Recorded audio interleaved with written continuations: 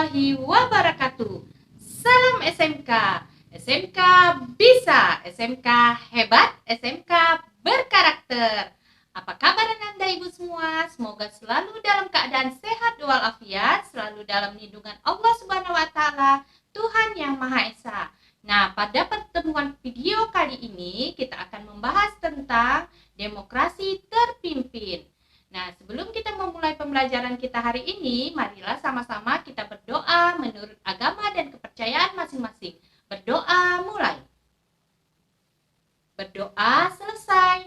Nah, demokrasi terpimpin. Hari ini kita bahas tentang demokrasi terpimpin. Adapun tujuan pembelajaran kita hari ini, Ananda Ibu dapat mengetahui apa yang dimaksud dengan demokrasi terpimpin. Nah, demokrasi terpimpin telah dilaksanakan sebelumnya Indonesia melaksanakan yang namanya demokrasi parlementer atau demokrasi liberal. Namun menurut Soekarno, demokrasi parlementer atau demokrasi liberal tidak cocok dengan bangsa Indonesia.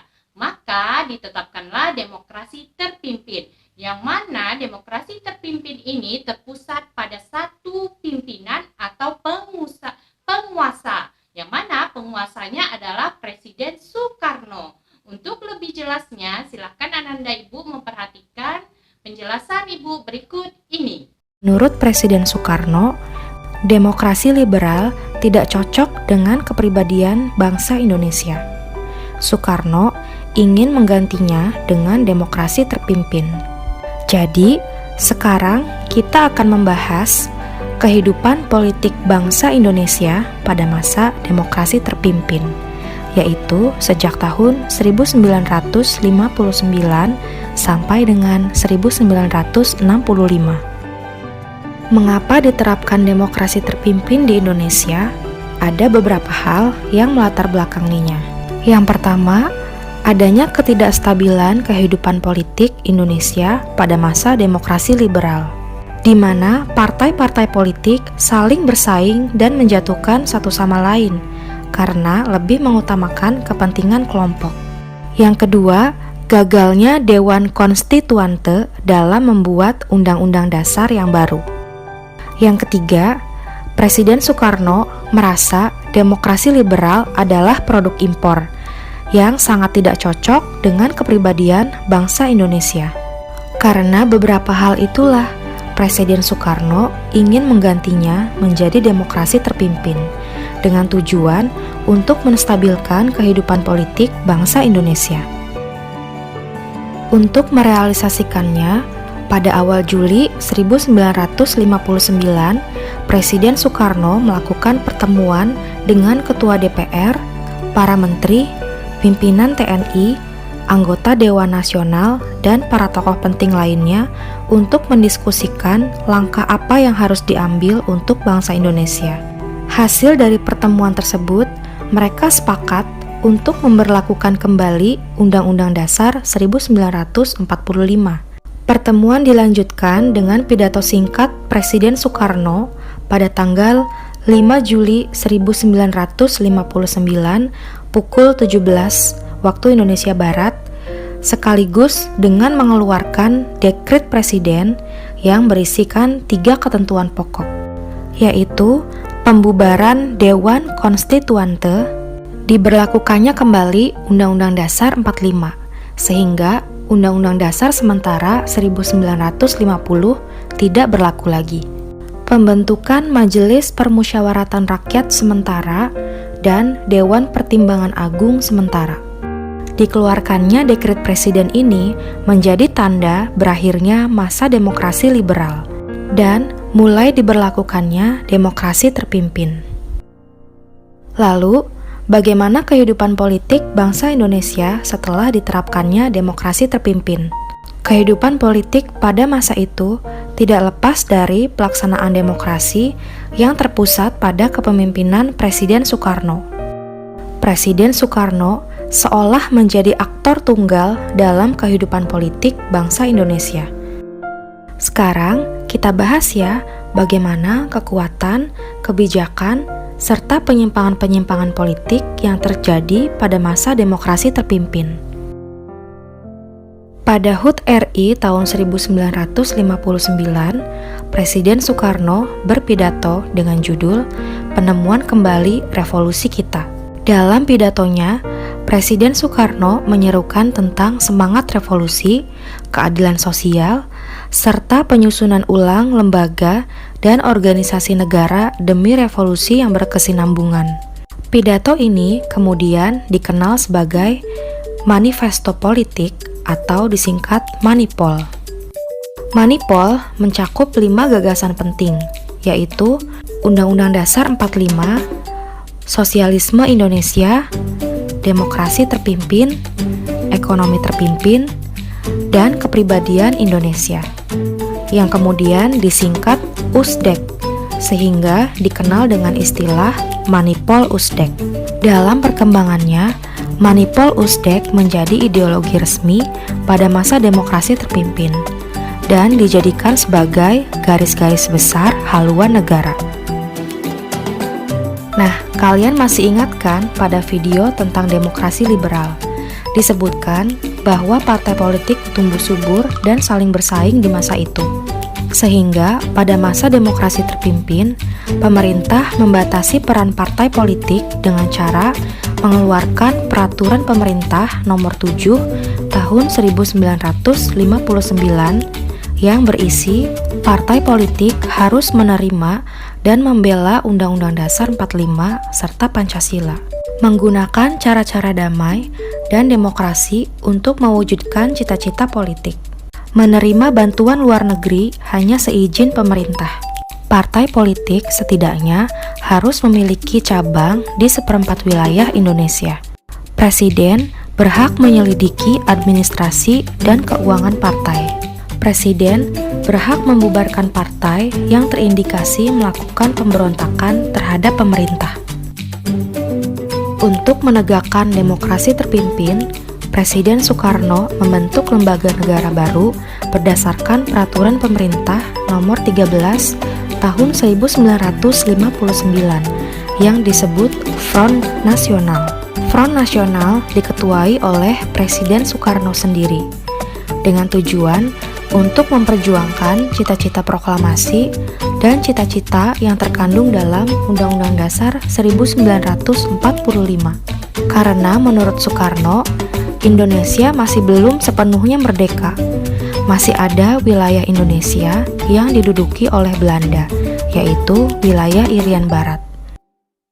Pada tanggal 17 Agustus 1961, Presiden Soekarno memperkenalkan ajaran Resopim, yaitu singkatan dari Revolusi, Sosialisme Indonesia, dan Pimpinan Nasional. Tujuan pembentukan Resopim adalah untuk memperkuat kedudukan Presiden Soekarno. Sedangkan inti ajaran Resopim adalah seluruh unsur kehidupan berbangsa dan bernegara harus dicapai melalui revolusi, dijiwai oleh sosialisme, dan dikendalikan oleh satu pimpinan nasional yang disebut Panglima Besar Revolusi, yaitu Presiden Soekarno. Selanjutnya, Presiden Soekarno mengeluarkan gagasan Nasakom yang merupakan kepanjangan dari nasionalis, agama, dan komunis dengan tujuan untuk menyatukan 3 pilar kekuatan politik nasional pada masa itu. Gagasan Nasakom yang dicetuskan Presiden Soekarno dimanfaatkan oleh Partai Komunis Indonesia untuk semakin menguatkan keberadaannya dalam ranah politik di Indonesia. PKI berhasil meyakinkan Presiden Soekarno bahwa PKI merupakan partai pendukung utama kebijakan pemerintah. Mengetahui hal ini, TNI Angkatan Darat tidak tinggal diam. TNI Angkatan Darat memerintahkan pasukan untuk menangkap DN Aidit, ketua PKI, dan melarang penerbitan surat kabar harian rakyat. Perintah ini mendapat protes dari Presiden Soekarno. TNI Angkatan Darat diminta untuk mencabut kembali larangannya. Presiden Soekarno juga melarang TNI Angkatan Darat mengambil tindakan apapun terhadap PKI. Perseteruan pun terjadi antara TNI Angkatan Darat, tokoh-tokoh politik, dan Presiden Soekarno. Namun, perseteruan segera diakhiri mengingat Indonesia saat itu sedang fokus menghadapi konfrontasi dengan Malaysia. Sejauh yang sudah kita bahas tentang kehidupan politik pada masa demokrasi terpimpin ini, banyak sekali ya kebijakan atau sikap pemerintah yang tidak sesuai dengan Pancasila dan Undang-Undang Dasar 45. Masih banyak lagi loh penyimpangan-penyimpangan lainnya, seperti pengangkatan Soekarno sebagai presiden seumur hidup berdasarkan TAP MPRS nomor 3 tahun 1963. Selain itu, Presiden membentuk Majelis Permusyawaratan Rakyat Sementara berdasarkan Penetapan Presiden nomor 2 tahun 1959.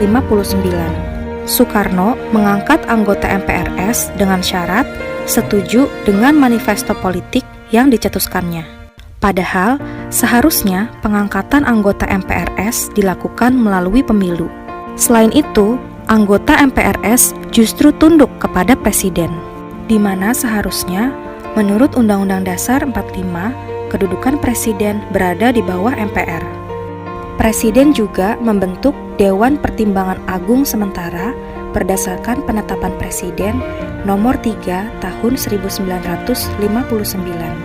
DPAS yang dibentuk oleh Soekarno ini diketuai oleh dirinya sendiri. Penyimpangan lainnya yaitu pembubaran anggota DPR hasil pemilu 1955 oleh Presiden Soekarno. Karena DPR menolak RAPBN yang diajukan pemerintah.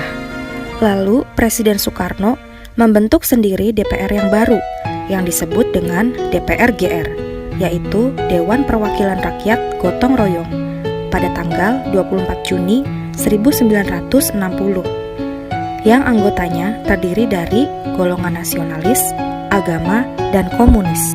Tindakan Presiden Soekarno ini jelas bertentangan dengan Undang-Undang Dasar 45, di mana seharusnya seorang presiden tidak dapat membubarkan dan membentuk DPR. Sangat disayangkan ya, penerapan demokrasi terpimpin yang pada awalnya bertujuan untuk menciptakan kehidupan yang dipimpin oleh hikmah kebijaksanaan dalam permusyawaratan dan perwakilan, justru malah menjadi perwujudan dari kehendak presiden yang ingin menjadi paling berkuasa di Indonesia. Nah, dari materi yang telah Ibu jelaskan tadi, adakah Ananda Ibu yang bisa menarik kesimpulannya? Ada? Ada? Ya, silahkan. Ya, benar sekali. Beri tepuk tangan. Nah, benar sekali. Salah satu latar belakang dibentuknya demokrasi terpimpin adalah kegagalan Dewan Konstituante dalam membentuk Undang-Undang Dasar yang baru.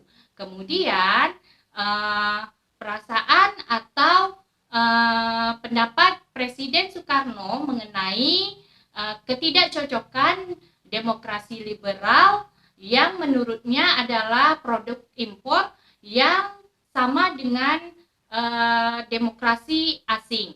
Jadi sangat cocok di Indonesia diterapkan demokrasi terpimpin.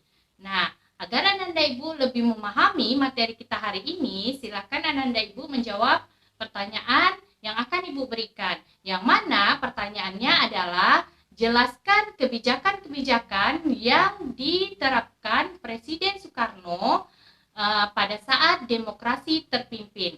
Silakan kirimkan jawabannya melalui WA pribadi. Ibu tunggu paling lama 5 menit sebelum jam pembelajaran hari ini selesai. Nah, Ibu rasa pembelajaran kita hari ini cukup sekian. Sampai jumpa minggu depan dengan materi beberapa perbedaan antara pelaksanaan demokrasi liberal dan demokrasi terpimpin. Nah, Ibu rasa cukup sekian. Ibu akhiri dengan wabillahi taufik wal hidayah. Wassalamualaikum warahmatullahi wabarakatuh. Salam SMK.